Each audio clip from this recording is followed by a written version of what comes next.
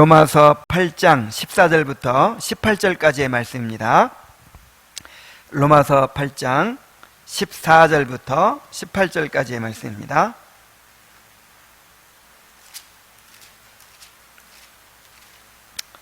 우리 한 목소리로 한번 읽어볼까요? 시작. 무릇 하나님의 영으로 인도함을 받는 사람은 곧 하나님의 아들이라. 너희는 다시 무서워하는 종의 영을 받지 아니하고 양자의 영을 받았으므로 우리가 아바 아버지라고 부르짖느니라.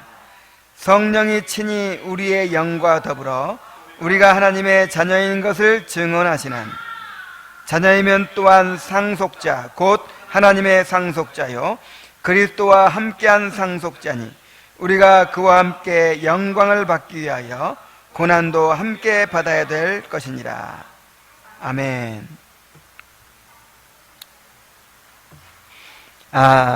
우리가 믿음으로 그리스도와 연합해서 이제 얻게 되는 가장 큰 특권은 이제 그리스도의 의가 우리에게 전가돼 가지고 의롭다 안 받는 거라고 그랬죠. 그래서 우리가 지난 시간에 칭의에 대해 배웠어요. 칭의는 한마디로 그리스도의 십자가로 우리 죄가 용서되고 그리스도의 의가 우리에게 전가돼서 우리가 하나님 앞에 의롭다함을 받는 것입니다. 자, 하나님께 의롭다함 받게 되니까 이제 하나님과의 관계가 회복이 되죠. 화평을 이루게 되죠. 그런데 거기에 머무르지 않고 하나님께서 우리를 자기의 아들로 삼으신다는 거예요. 양자로 삼으신다는 거예요. 우리는 죄로 말미암아 하나님과 원수였고 진노의 자녀였는데 그리스도 안에서 의롭다 하심을 받고 하나님과 화목하게 되고 하나님의 양자가 됐습니다. 하나님께서 우리를 자기의 자녀로 입양하셨다 이 말이에요. 그래서 이제 하나님의 자녀로서의 모든 특권을 누리게 되었습니다. 그래서 이 축복을 양자됨 이렇게 부릅니다. 뭐라고 부른다고요? 양자됨. 그래서 오늘은 이 양자됨의 이 축복에 대해서 한번 같이 살펴보도록 하겠습니다. 자, 먼저 양자됨이 무엇인가? 양자됨의 의미에 대해서 한번 보죠. 자, 이 양자됨의 정의를 한번 얘기하자면 의롭다 하심 받은 자가 하나님의 아들로 입적되어서 그 신분에 따른 모든 혜택을 누리게 되는 것이다 라고 하는 거예요.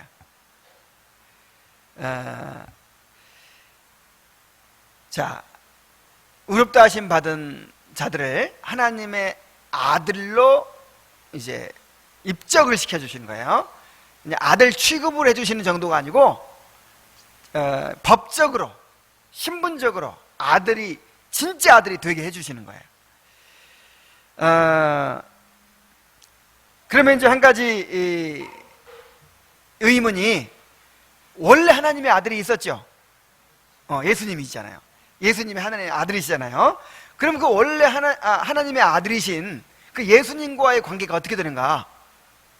이것이 이제 궁금해지죠. 예수님은 하나님의 독생자이십니다. 그러니까 이 독생자라는 말은 이 모노게네스라고 하는데 예수님만이 하나님을 온전히 드러내는 유일한 아들이시다. 자, 하나님과 이 본질이 같다 이거예요. 본질이 같은. 그래서 하나님을 드러내는, 하나님을 온전히 반영하는 그런 하나님의 아들이라는 거예요.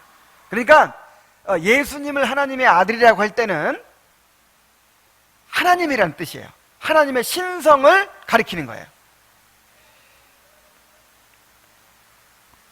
독생자, 하나님의 아들, 이런 말이 다 예수님의 그 신성을 가리키는 말입니다. 그래서 예수님이 하나님이 나의 아버지시다, 내가 하나님의 아들이다, 그러니까 유대인들이 자기를 하나님과 동등으로 삼았다 그러면서 돌로 치려고 했잖아요. 그러니까 하나님의 아들이라는 표현이 곧 하나님이라는 뜻이에요. 사람이 아들을 낳으면 뭐가 돼요? 사람이잖아요. 개가 새끼를 낳으면 개가, 하나님이 아들을 낳으시면 하나님이신 거예요. 그래서 예수님이 하나님의 아들이라고 할 때는 예수님이 하나님이라는 뜻입니다. 그런데 우리가 하나님의 아들이다 라고 할 때는 의미가 달라요. 우리가 하나님의 아들이다 라고 할 때는 우리가 예수님과 똑같은 존재가 된다는 것이 아니고, 우리가 예수님 안에서 하나님의 자녀의 그 지위를 누리게 된다, 그런 뜻입니다. 자, 예수님이 하나님의 아들이죠? 예수님이 하나님의 독생자잖아요. 근데 우리가 예수님과 연합했단 말이에요. 그러니까 예수님 안에서 예수님이 누리는 그 하나님의 자녀의 신분과 지위와 모든 축복들을 예수님 안에서 누리는 거예요. 그래서 로마서 8장 29절에서는 자, 이런 표현을 썼습니다. 한번 찾아보겠습니다. 8장 29절.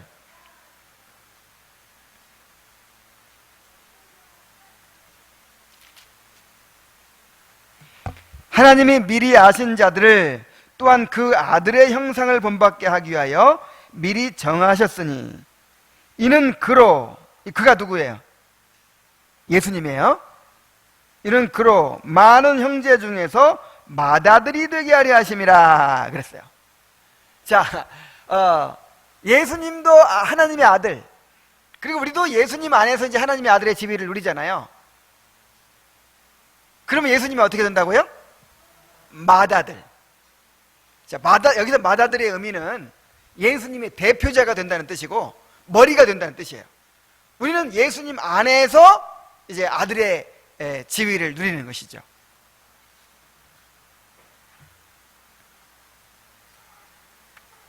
자, 양자됨의 성격에 대해서 한번 더 봅시다. 자, 양자됨의 성격. 중생, 칭의, 양자됨, 이것이 동시에 일어나는 사건입니다. 우리 한번 따라해 봅시다. 중생, 칭의, 양자됨. 이것이 뭐 차례차례 시간적으로 일어나는 사건이라기보다 동시에 일어나는 일이에요. 동시에. 거의 동시에 일어나는 일이죠. 자, 근데 이 중생과 칭의와 양자됨이 어떻게 다른가? 자, 중생이 뭐예요? 중생은 이제 거듭남인데 새 생명의 원리를 심고 지배적인 본성을 거룩하게 하시는 하나님의 역사예요.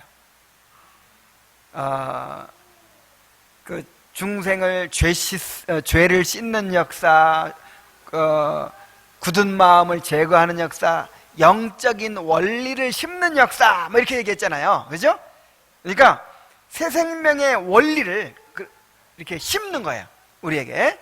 우리 안에, 우리 영혼 안에 심고, 우리 영혼의 지배적인 본성을 어떻게 만들어버려요? 거룩하게 변화시켜버려요.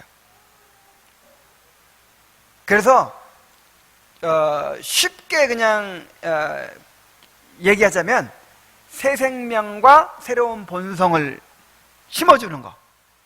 자, 새 생명과 새로운 본성을 심어주는 게 뭐예요? 중생이에요. 그럼 이게 법적인 변화입니까? 아니면 상태의 변화입니까? 실제 상태의 변화예요. 실제 상태의 변화입니다. 그 다음에 칭의는 뭐냐? 칭의는 죄를 용서해 주시고, 자, 예수님의 십자가로 죄를 용서해 주시고 예수님의 의를 전가하여 의롭다고 인정해 주시는 거예요. 자, 이것은 상태가 변화된 겁니까? 아니면 법적으로 변화된 겁니까? 그렇죠. 의롭다 하심을 받았다는 거지 의롭게 해주셨다 그런 게 아니에요.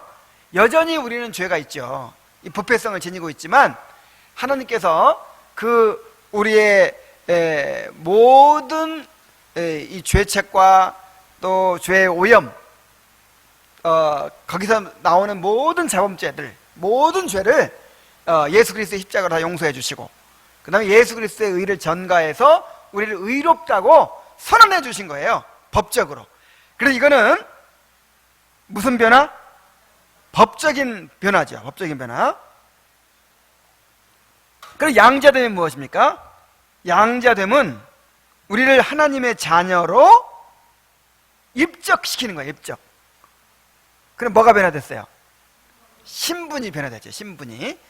그래서 사실은 이 칭의와 양자됨은 법적, 신분적 변화이기 때문에 실제 상태는 느낄 수 있어요, 없어요?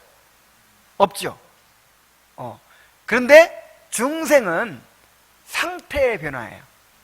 그래서 내가 중생했는지 알 수 있어요, 없어요? 있죠. 물론 중생 자체는 이제 우리 무의식 속에 일어나지만 그 중생의 효과, 이번에 부흥사경회 때 세 번째 설교 제목이 뭐였죠? 중생의 효과. 중생은 반드시 효과가 있다는 거예요. 효과가 없으면 중생이에요, 아니에요? 아니에요. 중생은 죄를 씻는 역사, 굳은 마음을 제거하는 역사, 새로운 영적인 원리를 심는 역사가 일어나는, 반드시 어떤 효과가 일어나는 거예요. 그래서 상태의 변화입니다. 그래서 내가 칭의 받고 하나님의 자녀가 된 것을 뭘로 알 수 있느냐? 그런 중생의 효과를 통해서 아는 거예요. 자, 중생의 효과뿐만 아니라 또 뒤따라오는 게 뭐가 있죠? 성화. 자, 중생한 사람은 뭐가 또 일어나요? 성화 일어나잖아요. 그래서 칭의, 양자됨, 이런 것은 신분적, 법적 변화이기 때문에 우리가 의식할 수 없지만은, 중생과 성화는 우리 상태가 변화되는 것이기 때문에 우리가 의식할 수 있고 확인할 수 있다, 이 말이에요. 그러면 내가 정말 의롭다 하심 받았는가? 내가 정말 죄 용서 받았는가? 내가 정말 하나님의 자녀가 됐는가? 뭘 통해서 확인해야 돼요? 중생의 효과와 성화의 열매로 확인하는 거예요. 중생의 효과와 성화의 열매. 자, 내가 선택받았는가 안 받았는가 내가 확인할 수 있어요, 없어요? 자, 하나님이 나를 선택하셨는가 확인할 수 있을까요, 없을까요? 에? 있어요. 하나님의 마음은 우리가 헤아릴 수 없어. 그러나 뭘 통해서 알 수 있어요? 선택받은 자는 반드시 중생하게 되고 성화를 이루게 돼요. 그래서 내 안에서 이루시는 성령의 역사를 통해서 내가 선택받았구나, 이렇게 아는 거예요.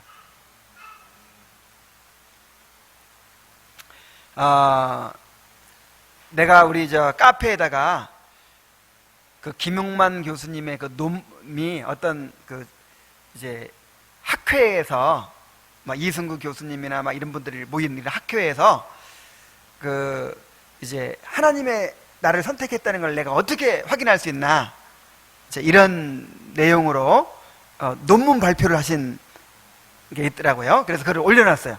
한번 들어보세요. 그 내용이 바로 그거예요. 자, 내가 선택받았는지 안 받았는지, 내가 하늘에 한 데 올라가가지고 하나님의 마음을 알 수 있어요, 없어요? 없죠. 이 선택은 영원 전에 이루어진 건데, 그걸 어디서 확인해야 돼요? 선택받은 자는 반드시 성령의 유효한 역사가 있단 말이에요. 무슨 역사? 성령의 유효한 역사, 중생의 효과가 있단 말이에요. 성화가 이루어진단 말이에요. 성화의 열매가 있단 말이에요. 그래서 그런 걸 통해서 하나님께 나를 선택하셨구나, 그리고 하나님이 나를 의롭다고 하셨구나, 하나님이 나를 자녀 삼으셨구나, 이렇게 아는 거예요. 그래서 정확히 말하면 두 가지로 아는 거예요.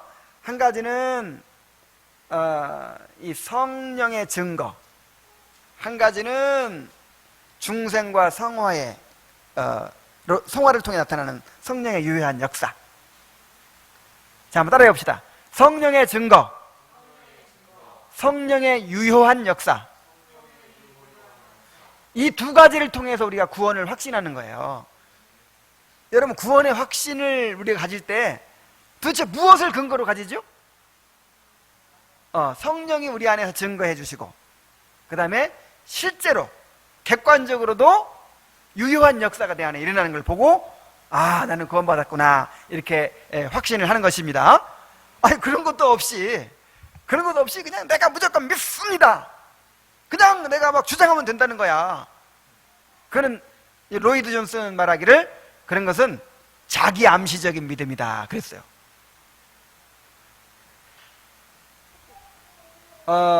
집에서 가스불 끄고 왔는지 안 끄고 왔는지 헷갈려요. 그때 끄고 온 줄로 믿습니다, 끄고 왔어, 이렇게 하면 꺼져요? 그렇지 않죠? 실제로 확인해야지, 그죠? 객관적으로 확인해야죠. 자, 그 양자됨의 성격을 더 구체적으로 얘기하자면, 양자됨은 한순간에 이루어집니다. 요한복음 1장 10절에 보면은, 영접하는 자, 곧 그 이름을 믿는 자들에게는 하나님의 자녀가 되는 권세를 주셨으니 그랬어요. 그러니까 아들이 점점 돼 가는 거예요? 아니면 한순간에 되는 거예요? 한순간에. 하나님께로부터 그냥 나누는 거예요. 영접하는 자, 곧 그 이름을 믿는 자들에게는 하나님의 자녀가 되는 권세를 주셨으니 이는 혈통으로나 육정으로 나지 아니하고 하나님께로 난 자들이니라. 하나님께로 그냥 나버리는 거예요, 순간적으로. 또 양자됨은 영구적인 변화입니다. 로마서 8장 38절로 39절 한번 보겠어요. 내가 확신하노니 사망이나 생명이나 천사들이나 권세자들이나 현재일이나 장래일이나 능력이나 높음이나 깊음이나 다른 어떤 피조물이라도 우리를 우리 주 그리스도 예수 안에 있는 하나님의 사랑에서 끊을 수 없으리라. 그래서 한번 하나님의 자녀가 되면 끊어질 수 있어요, 없어요? 없어요. 영구적이에요. 영원히 하나님의 아들이에요.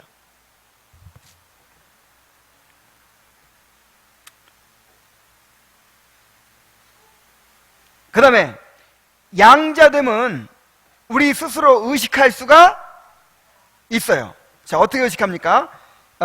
로마서 8장 15절로 16절 한번 보겠습니다.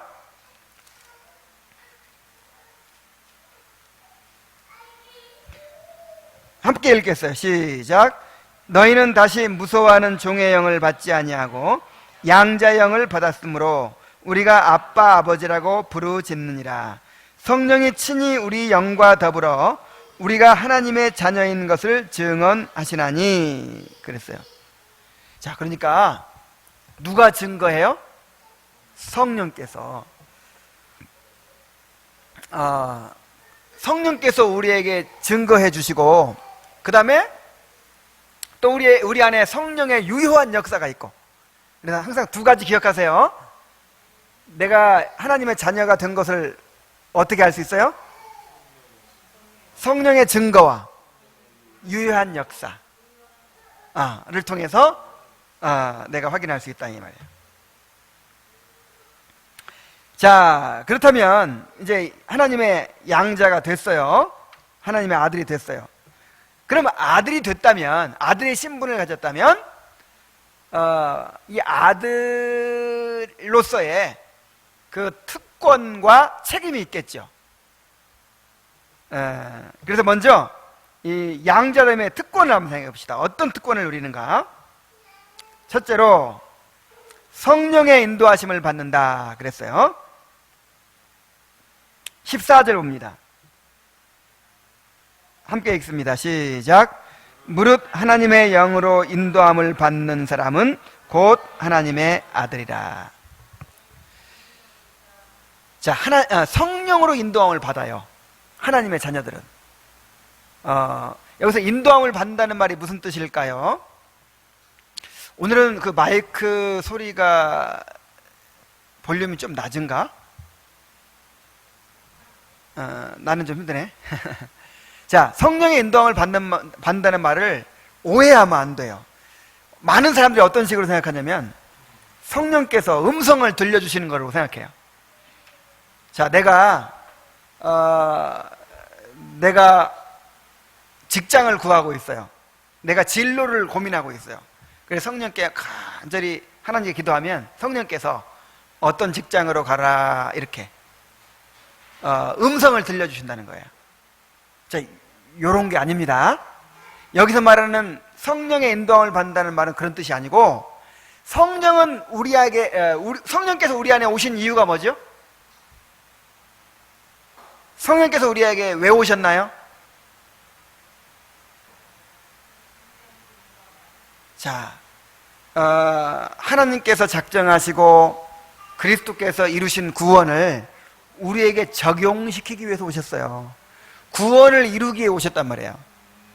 그래서 성령께서 우리를 인도하신다, 성령의 인도함을 받는다 하는 말은 우리 안에서 이제 구원을 이루신다 이 말이에요. 우리 안에서 이제 그 성령의, 그걸 가리켜 성령의 유효한 역사라고 하는 거예요. 우리를 거듭나게 하시고, 그 다음에 이제 내적 부르심을 받게 하시고, 그 다음에 또 믿음을 일으키시죠. 믿음을 일으키시고, 회개하게 하시고, 의롭다함 받게 하시고, 양자가 되게 하시고, 성화를 이루시고, 끝까지 견고하게 인내하게 하시고, 구원의 확신을 갖게 하시고, 이게 다 뭐냐면 성령의 인도하심이에요. 성령께서 우리를 그렇게 이제 이 구원을 완성해 가신다는 말입니다. 그래서 근데 이제 나머지는 대부분 이제 우리가 구원 받을 때 동시적으로 일어나는 사건이고, 그러니까 대부분은 성화죠, 성화. 그러니까 성령께서 우리를 인도하신다 하는 말은 우리의 성화를 이루신다, 이렇게 이해해도 좋아요. 그래서 무릇 하나님의 영으로 인도함을 받는 그들은 하나님의 아들이라. 그러니까 성령께서 인도해 가시는 것을 통해서 우리가 하나님의 아들이라는 걸 알 수 있어요. 성화를 이루어 가시는 것을 보니까 하나님의 아들인 거예요. 그죠?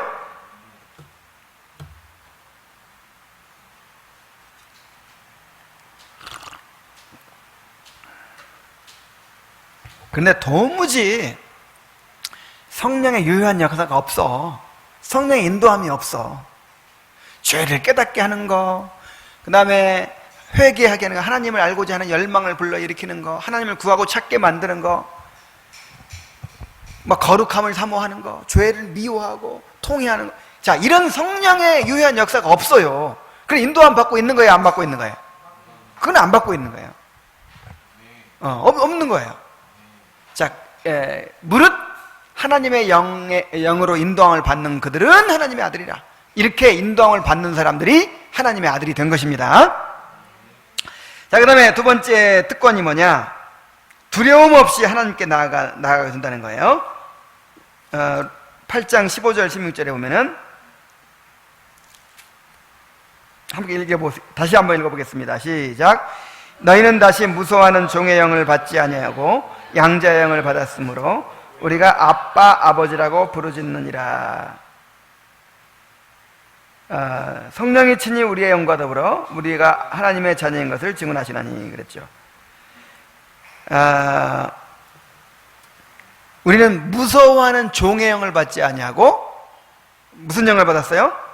아들이 되게 하는 영, 양자의 영을 받았어요. 그래서 하나님을 어떻게 불러요?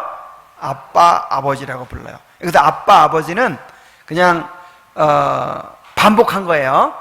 아버지라는 말을 반복해서 표현한 거예요. 그래서 이제 이 말을 전에는 나도 그렇게 이제 설교한 적이 많이 있었는데, 그 아빠라는 말이, 그러니까 어린아이가 아빠를 부르는 말, 아버지를 부르는 말이고, 또 이제 여기 아버지라는 말은 이제 또 보통 그냥 아버지라는 말이고, 그런 게 아니고 그냥 같은 말을 반복한 거예요. 그래서 우리가 하나님을 아빠, 아버지라고 부르는 거예요. 두려움 없이. 그래서 은혜의 보좌 앞에 언제든지 나아갈 수 있는 그런 하나님의 친자녀가 된 것입니다. 자, 그리고 하나님의 자녀이기 때문에 하나님의 상속자가 된다 그랬어요. 17절, 18절 또 읽습니다. 시작. 자녀이면 또한 상속자 곧 하나님의 상속자요 그리스도와 함께한 상속자니 우리가 그와 함께 영광을 받기 위하여 고난도 함께 받아야 될 것이니라. 생각건대 현재의 고난은 장차 우리에게 나타날 영광과 좋게 비교할 수 없도다. 정말, 자, 우리가 누구의 상속자가 됐어요? 하나님의 상속자. 그럼 무엇을 상속받을까요, 우리가? 상속받을 것이 뭐예요? 천국의 부동산인가요? 정말 우리가 상속받게 될 그 기업이 무엇인지를 알아야 돼요. 그 상속받을 기업이 뭐냐면은,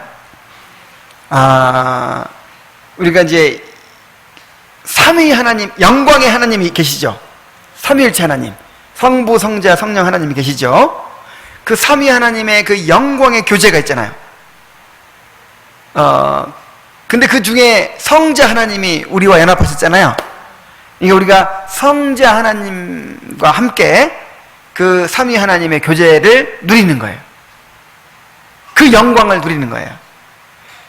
그 하나님과 영원토록 교제하고 그 하나님을 영원토록 알아가고 그 하나님을 통해 영원토록 충만해지고 그 영광을 누리게 되는 거예요. 그것이 우리에게 허락된 하나님의 기업이에요. 하나님의 영광을 누리게 되는 거.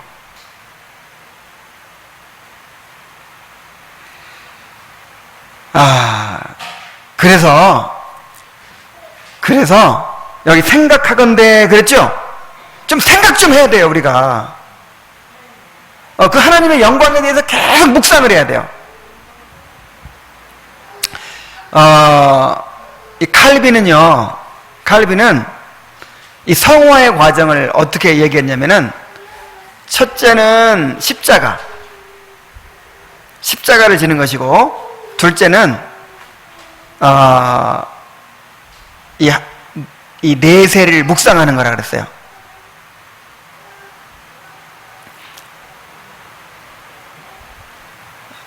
지금 우리의 비극이 뭔지 알아요? 우리의 문제가?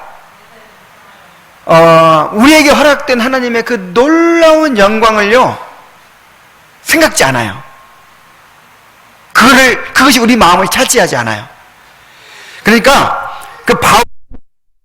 우리의 다른 점이 바로 그거예요.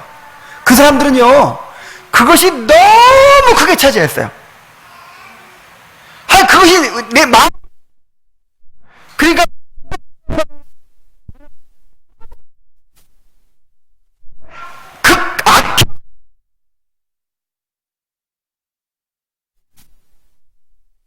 때 구차히 면하지 않았다. 왜? 더 나은 부활을 얻기 위하여. 그것이 얼마나 우리에게 영광스러운 것인지, 그것이 우리에게 얼마나 큰 기업인지, 그거를 깨닫게 해달라고 우리 기도합시다.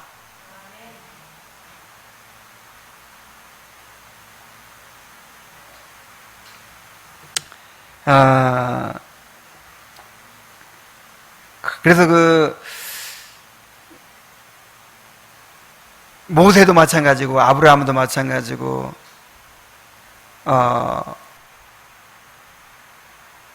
다윗도 마찬가지고, 또 교회사의 정말 위대한 하나님의 사람들, 이렇게 보면요, 그 내세에 누리게 될 그 하나님의 영광에 대해서 그렇게 묵상하고, 그것이 마음을 지배하고, 그게 차지해요. 그래, 그 힘으로 그 고난을 다 당하는 거예요. 화형을 막 기쁘게 당하는 거예요. 근데 오늘날 우리는 어떻습니까? 나중에 내세 가서, 보석으로 지은 집에 가서 살면 뭐하고, 내세 그때 가서 어떻게 되든지 간에 지금 당장 행복하게 사는 게 문제지. 이러고 있단 말이에요.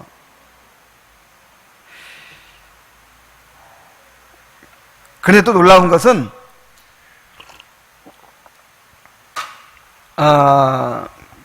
우리에게 허락하신 기업, 그 상속을 꼭 죽은 다음에 내세만 누리게 하지 않았다는 거예요. 지금도 우리가 이 땅에서부터 누릴 수 있도록 해주셨다는 거예요. 그래서 이것을 어떻게 표현하냐면은 성령께서 우리에게 보증이 되셨다 그랬죠. 보증. 이 보증이라는 말은 보증금 그런 뜻이라 그랬죠. 그래서 우리에게 주어질 하늘의 그 기업을 이제 상속받을 기업을 일부를 미리 준 거예요. 우리에게. 무엇을 통해서? 성령을 통해서. 그래서 우리가 이 땅에서부터 하나님의 영광을 바라보고 하나님과 교제하고 하나님을 알아갈 수가 있어요. 물론 희미하죠. 나중에 우리가 부활 후에 누릴 것에 비하면 희미한 정도지만, 그래도 그것만으로도 이 세상이 주는 모든 즐거움을 다 합해도, 이 세상이 주는 모든 영화를 다 합해도 비교할 수 없는 그런 엄청난 보화예요. 이 땅에서 누리는 것만 해도. 그래서 이 땅에서 우리가 하나님을 알아가고 하나님의 영광을 바라보고 하나님의 영광을 누리고 하나님과 교제하고 하나님의 사랑을 경험하고, 이것을 추구하고 사모해야 될 줄로 믿습니다. 이 땅에서부터. 그리고 나중에 이제 이 천국이 완성됐을 때, 그때 우리가 그리스도와 함께 이 삼위 하나님의 영광을 온전히 이제 누리게 되는 것입니다. 자, 그 다음에 네 번째로, 우리가 하나님의 자녀이기 때문에 하나님의 돌보심 가운데 이제 살게 됩니다. 마태복음 6장 25절로 26절 한번 볼까요? 이 말씀을 자주 한번 우리가 자주 한 번씩 읽어야 돼요.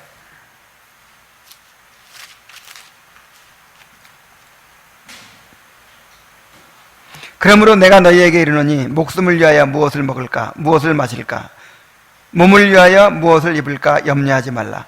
목숨이 음식보다 중하지 아니하며 몸이 의복보다 중하지 아니하냐.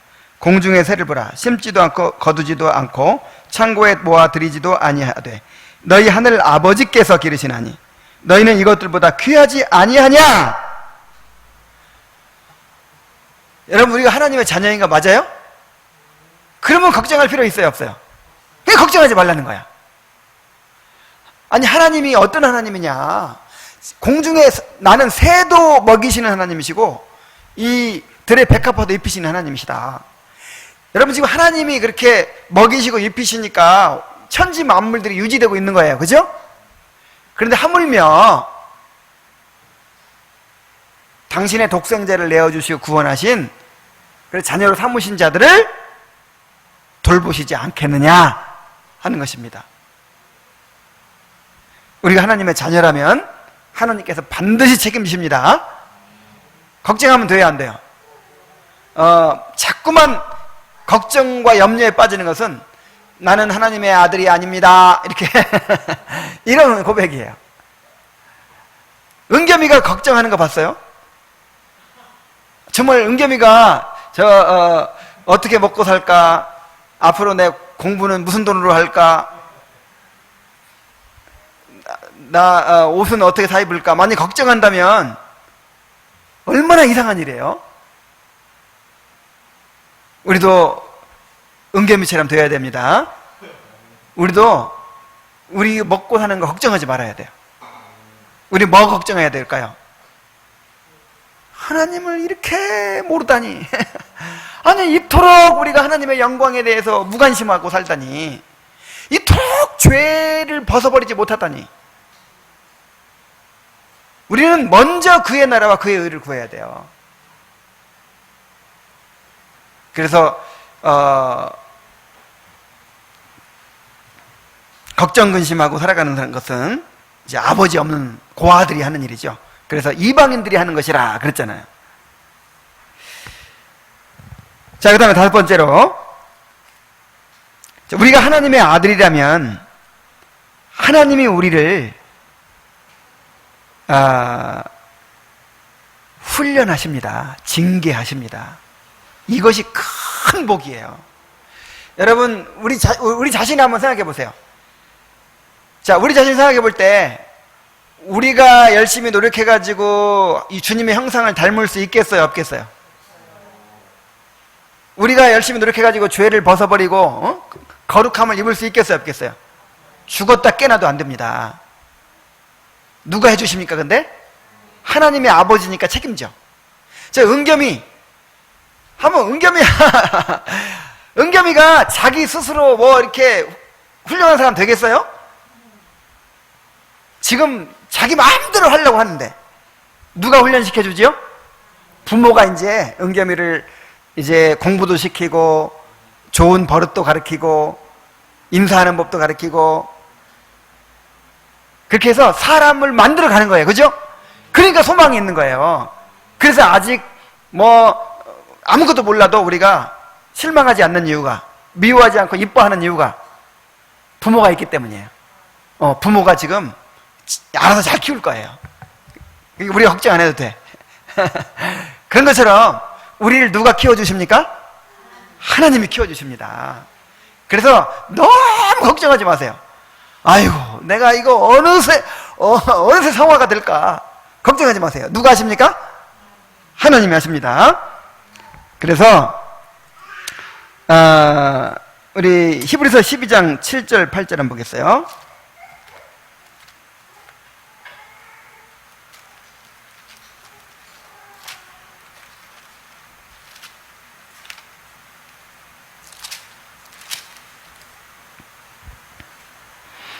너희가 참음은 징계를 받기 위함이라.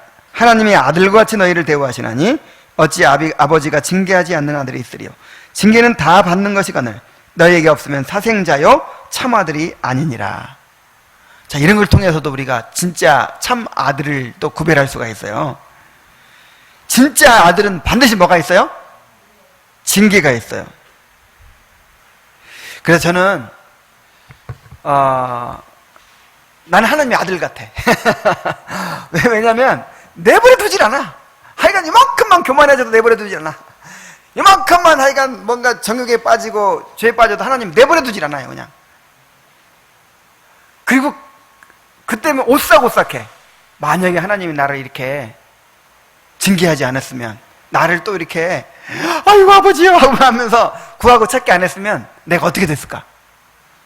하여간 벌써 그냥 은겸이 막 뛰어나가 버리듯이, 도로로 뛰어나가 버리듯이 벌써 막 뛰어나가 버렸어. 벌써 하늘답게 교만해질 수밖에 없어. 그래서 나는 나를 믿을 수가 없어요. 나를. 우리 하나님이 나를 지금 징계하시고 나를 내버려 두지 않으시니까 내가 마음을 놓는 거지, 나를 못 믿어요. 그래서 이것이 정말 큰 은혜라는 것을 알아야 됩니다. 신명기 32장 11절 12절.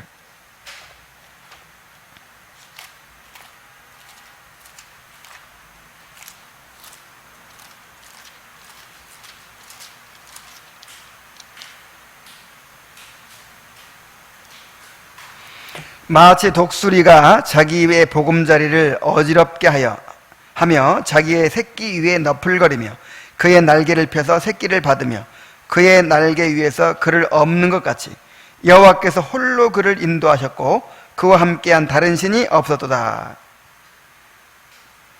여기 보세요. 독수리가 자기의 보금자리를 어떻게 한다고요? 왜 어지럽게 하죠? 독수리는 낭떠러지 위에 집을 짓잖아요. 근데 새끼들이 이제 있는데 일부러 그거를 막 뒤흔들어 버려요. 그럼 어떻게 될까요? 새끼를 떨어뜨린다 이 말이야. 천길만길 낭떠러지로 새끼를 그냥 떨어뜨려 버려. 그럼 어떻게 해? 새끼가 막 날갯짓을 하겠죠. 그럼 처음이니까 날아올라져요, 안 올라져요? 그래 거의 죽기 직전에 어떻게 한다 그랬어요? 자기의 새끼 위에 너풀거리며 그의 날개를 펴서 새끼를 받으며 날개를 딱 펴가지고 새끼를 받는다는 거예요. 그래가지고 다시 이제 올려다 놔. 자, 그 다음에 이제 얼마쯤 지나 다시 한번 흔들어. 그래서 떨어뜨려. 그럼 또 막 날리려고 하겠죠. 자, 이렇게 몇 번 하면 어떻게 되겠어요? 이제 이렇게 날 수가 있게 되는 거예요. 자, 그렇게 하는 것처럼 하나님께서 우리를 훈련시킨다는 거예요. 그러니까 우리를 편안하게 내버려 둘까요? 안 내버려 둘까요? 안 내버려 둬요. 그러니까 예수님 잘 믿어서, 하나님 잘 믿어서 이제 남은 인생 편히 살아보자. 요게 얼마나 얼토당토하는 생각인지 알겠죠? 우리를 내버려 두지 않습니다. 그냥 가만히 있는 둥지를 흔들어 놔요. 그래가지고 아이고 죽겠습니다 이렇게 날개짓하게 만들고, 그때 하나님이 또 탁 이렇게 날개로 받아서 다시 이제 올려가시고, 그렇게 해가지고 우리를 주님의 형상으로 빚어가시는 거예요. 그러니까 하나님을 구하고 찾게 만드시네. 끊임없이 하나님을 구하고 찾게 만드세요. 그것이 하나님의 자녀가 가지는 특권입니다. 이게 얼마나 감사한 일인지 몰라요. 그래서 제가 늘 이제 자주 얘기했지만은, 인생을 돌이켜볼 때 뭐가 제일 감사하냐면, 나를 사람 만들어 주신 거. 지금도 부족함이 많지만 그래도 이만큼이라도 나를 깨뜨리시고 깨닫게 하시고 깨우치시고 빚으시고 연단하시고, 그래가지고 이만큼이라도 이렇게 이제 굴복시켜 주시고, 참 하나님을 찾게 만들어 주신 거, 하나님을 갈망하게 만들어 주신 거, 이게 제일 감사해요.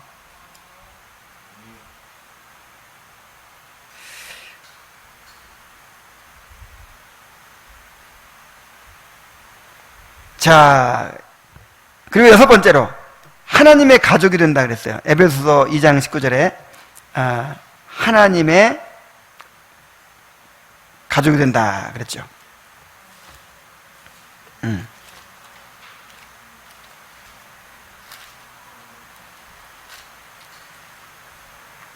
그러므로 이제부터는 너희가 외인도 아니요 나그네도 아니요 오직 성도들과 동일한 시민이요 하나님의 권속이라. 권속이라는 말은 패밀리, 가족이란 뜻이에요. 하나님의 가족. 정말 하나님의 가족의 일원이 됐어요. 얼마나 놀라운 축복입니까? 그래서 우리가 이제 성령의 인도를 받는 사람이 됐고, 정말 하나님과 사랑의 교제를 나누는 사람이 됐고, 하나님의 상속자가 됐고, 하나님의 돌보심 가운데 살게 됐고, 하나님의 아들로서 훈련받는 사람이 됐고, 하나님의 가족이 됐어요. 이 놀라운 특권을 누립니다. 그렇다면 우리의 책임은 무엇일까요? 자, 내가 일부러 특권은 6가지는 하고 책임은 3가지만 했어요. 자, 한 가지는 뭐냐면, 이제 하나님이 우리 아버지가 됐으니까 하나님 아버지의 영광을 위하여 살아야 됩니다. 그래서 주기도문에 하늘에 계신 우리 아버지여, 그 다음에 뭐예요? 이름이 거룩히 여김을 받으시오며. 이제 우리 아버지가 이름이 이렇게 크게 나기를 바라며 살아야겠죠. 그게 자식의 도리지. 그죠?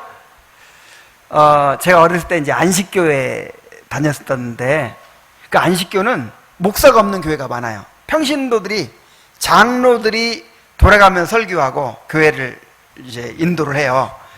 그 다음에 교회 규모가 어느 정도 커지면 목사가 와. 근데 이제 우리 아버지가 그 안식교회에서 장로였어요.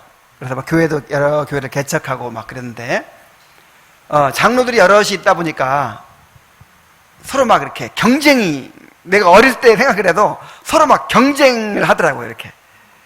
그러니까 오늘은 이제 우리 아버지가 설교를 하고, 그 다음에는 다른 장로가 설교하고 막 하잖아요. 그러니까 여럿이 막 이렇게 하다 보면은 더 막 사람들이 좋아하는 이제 사람도 있고 그럴 거 아니에요? 그럼 나는 이제 그때가 초등학교 1학년 막 그랬는데 그 어린 마음에도 누가 더 인기를 얻기를 바랄까요? 우리 아버지. 그리고 이제 서로 막 말들이 많아. 막 그냥 서로 막 이렇게 교회라는 곳이 모이면 그렇잖아요. 그리고 거듭나지도 않은 그 이단인이 오죽하겠어? 그러니까 막 서로 막 흉보고 막 어릴 때도 그런 분위기에서 자랐어요, 내가. 그래서 교회에 대한 이미지가 안 좋아. 그런 교회만 경험만 가지고. 그럴 때 내가 누구 편 들겠어요? 사람들이 우리 아버지 흉보고 욕하고 그러면 기분이 안 좋아. 근데 우리 아버지가 훌륭하다 그러고 우리 아버지 설교에 은혜 받았다고 막 그러면은 아, 너무 기분이 좋아. 그리고 다들 누구 편이 됐으면 좋겠어요? 우리 아버지 편이 됐으면 좋겠고, 우리 아버지가 그냥 제일 가는 사람이 됐으면 좋겠고, 아버지가 제일 잘했으면 좋겠고. 누구니까? 아들이니까. 이게 아들이야, 이게. 정말 하나님의 아버지가 된 사람들은요, 하나님을 아버지로 모시는 사람들은 그 하나님의 영광에 대한 갈망이 있어요. 막 세상 사람들이 하나님을 막 모욕해. 그럼 어떤 마음이 들어야 돼요? 막 그것이 화가 나는 거예요. 그것이 괴로운 거예요. 다윗은 골리앗이 막 하나님의 이름을 모욕했죠. 그러니까 다른 사람들은 자기 생명을 막 위태로워가지고 염려에 빠져서 막 두려워하는데 다윗은 막 분노했어요. 아니 저놈이 할례받지 못한 자가 하나님을 모욕하다니 내가 가만히 있지 않겠다. 그리고 막 덤벼들었잖아요. 이런 이제 열망이 생기는 거야. 하나님의 영광을 위한 열심. 그래서 막 그 하나님의 영광이 온 우리 교회 안에서 또 가정에서 이 사회 속에서 하나님의 영광이 드러나게 되기를 간절히 갈망하는 이제 그런 소원이 생기는 거죠. 이것이 거듭난 사람의 특징입니다. 자, 죄에 대해서도 왜 괴로운 줄 알아요? 죄에 대해서 회개할 때 뭐가 그렇게 괴롭죠? 야, 이를 죄를 지었으니까 나 이제 벌 받을 거야. 그것 때문에 회개하는 건 이것만 있다면 진정한 회개가 아니에요. 이제 거듭난 사람의 회개는 달라요. 뭐 때문에 회개하죠? 아, 내가 하나님의 영광을 더럽힌 거야. 내가 하나님의 사랑을 배반했어요. 내가 하나님의 거룩함을 침해했어요. 나 때문에 하나님이 욕을 먹어. 나 때문에 그 하나님의 영광이 가리워졌어. 이게 가슴 아픈 거예요. 이게 거듭난 자의 회개예요. 자, 그 다음에 하나님의 아버지의 영광을 위해 살아야 되고요. 그 다음에는 가족이 됐다면 이제 가족으로서의 책임을 다해야 되죠. 에베소 4장 2절로 4절에 보면은 그러므로 주 안에서 갇힌 내가 너희를 권면하노니 너희의 부르심을 받은 일에 합당하게 행하여 모든 겸손과 온유로 하고 오래 참음으로 사랑 가운데서 서로 용납하고 평안에 매는 줄로 성령이 하나 되게 하신 것을 힘써 지키라. 그러면서 이것이요 16절까지 이 하나됨을 지키라는 내용이 이어지는 거예요. 그리고 16절 이후에도 계속 어떤 내용이냐면 이 공동체에 대한 내용이야. 그러니까 이 가족으로서의 책임을 우리가 다 해야 된다고 하는 것이 이 교훈의 대부분이에요. 심지어 전도 열심히 해라 뭐 이런 것도 없어. 그보다도 뭐가 더 많아요. 이 공동체에 대한 책임, 하나됨을 힘써 지키라, 가족으로서 책임을 다하라. 이게 대부분이라니까요. 구원받은 자에게 주는 교훈이.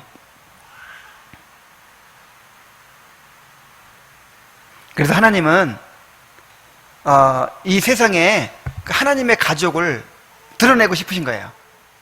이 세상에 하나님의 나라를, 하나님의 가족을 드러내고 싶으신 거예요. 그래서 우리가 정말 그리스도의 말씀 안에서, 진리 안에서, 사랑 안에서 온전히 하나된 공동체를 이루는 것, 요 자체가 이게 엄청난 일이에요. 요게 주님의 일이에요. 요게 전도예요. 요게 우리의 사명입니다. 가족으로서의 책임을 다해야 돼요. 그 다음 세 번째로, 그리스도와 함께 영광 받기 위하여 뭐도 받아야 돼요? 고난도 받아야 돼요. 로마서 8장 18절에 현재의 고난은 장차 우리에게 나타날 영광과 좋게 비교할 수 없도다. 이 고난이 필수예요, 선택이에요? 필수예요. 그러니까 영광을 받을 사람은 반드시 뭐 받아야 한다? 고난을 받아야 한다.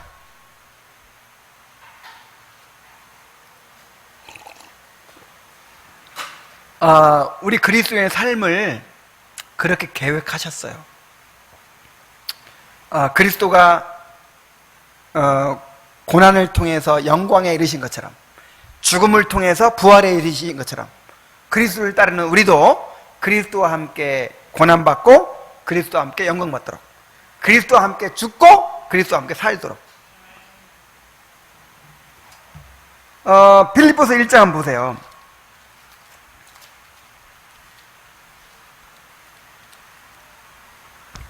그리스도를 위하여 너희에게 은혜를 주신 것은, 여기서 말하는 은혜는 구원의 은혜를 말하는 거예요.